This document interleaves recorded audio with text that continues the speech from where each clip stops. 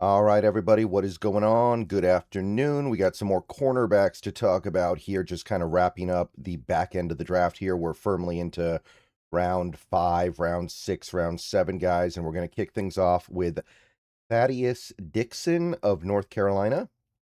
Little bit of a bigger guy, not huge or anything, but 6'1", 195, a little bit bigger than average. Arm length, not stellar, but fine.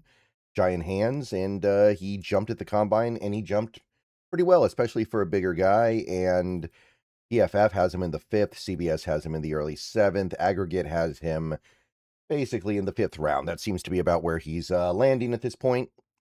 So, did not have a full season in 2025. Only 19 tackles, only got targeted 26 times, but numbers were okay. I mean, he did kind of have a disappointing season. This was a guy who I think could have come out of 2025 as like a day 2 pick, but I know he missed games and his production wasn't so great, so he fell off. 2024, much better year overall, 10 passes defensed. Coverage numbers were actually stellar, less than 5 yards per target allowed, and PFF grade was a lot higher. So Thaddeus Dixon, nice thing with him, he should be able to play pretty much anywhere in the secondary. I think he can play outside corner, inside corner, and also in the safety position. So he's going to find success somewhere, I think, which is really nice.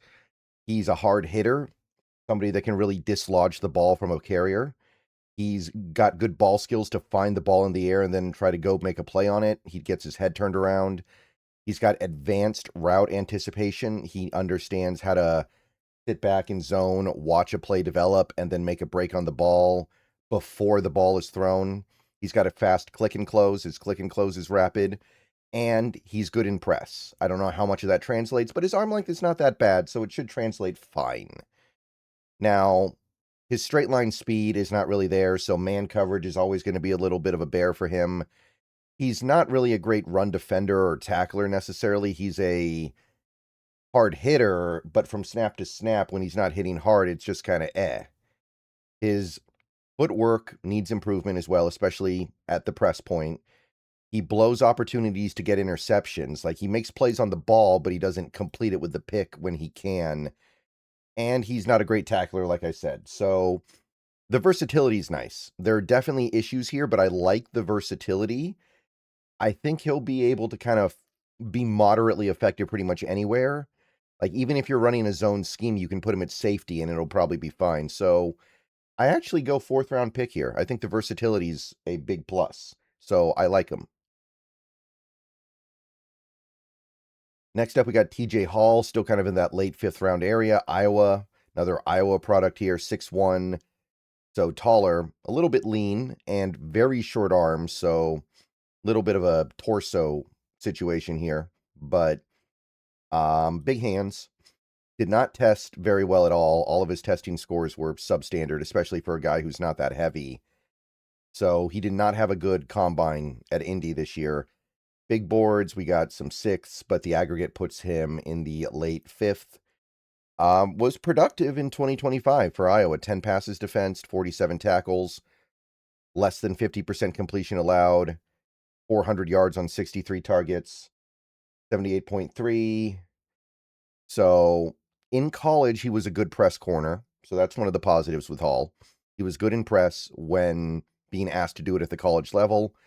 He's a very good tackler. He always puts himself in the right position to come up and make a play. He's violent at the catch point, really hard to get completions in on him if he's tight to the receiver. And he's also a smart, cerebral reader of routes and quarterback's eyes from zone. So he should be an effective zone corner. Now, he's so short-armed, you wonder about his length. And if he doesn't have that, he may not be able to play on the boundary at the NFL level. Press skills may not translate to the NFL. He's not very athletic. He's not fast or quick or explosive or good change of direction. None of that really. He's going to get beat deep a lot because of those things if you put him in those situations.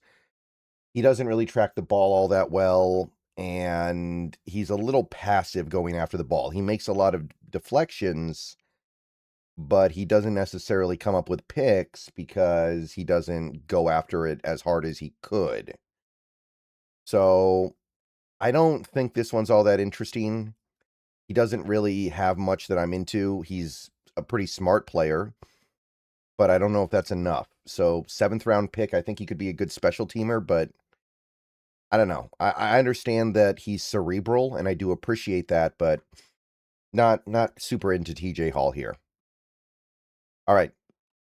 One more guy for this video is going to be Lorenzo Styles Jr., one of the more interesting guys in this draft. Some people say he's a safety more than a corner, but either way, he's got a chance, and we'll just have to see how things play out. Ohio State. So, yes, there is a relation. 23. He's got good size for a corner. He's got decent arm length as well. If he's a safety, then he's a little bit smaller than typical, but not disqualifying. Big hands. And he tested phenomenally well at Indianapolis. Really, really fast 40. He's one of the fastest players in this draft. Really quick, big vert. Despite that, the big boards, we got mostly 6th round grades here. And you can see why. The numbers are not, like, he didn't even do a ton at Ohio State, as and talented as he is. 30 tackles last year, 16 the year before, 33 targets, 261 yards. PFF grade was not very good, so he's got a lot to learn. The thing to remember is that he was playing, I believe, wide receiver until fairly recently, so he's still learning. And you're getting a phenomenal athlete in Styles. So maybe that's enough. He's got speed to burn. He's going to learn as time goes by how to play defense better than he currently does. Special teams value is there. He'll be good on special teams, I think. And like I said, if he doesn't make it at corner, maybe he can make it at safety. He does have segmented hips. His hips are slow. He's not yet really all that advanced at reading offenses and reading routes. He needs to get more cerebral. He's slow in recognizing plays, and he's not a good tackler yet. He has the potential to be, but right now, not a great tackler. So there's talent here, but it's going to be a while before he's worthy of playing. And that just makes it tough. Do you want to have a roster spot open for this guy? Maybe he'll offer special teams value, but this is a tough one, man. This is a tough one. 6th round does feel about right. I think there is upside here. It just, for some reason, I have a hard time believing he's going to realize that potential.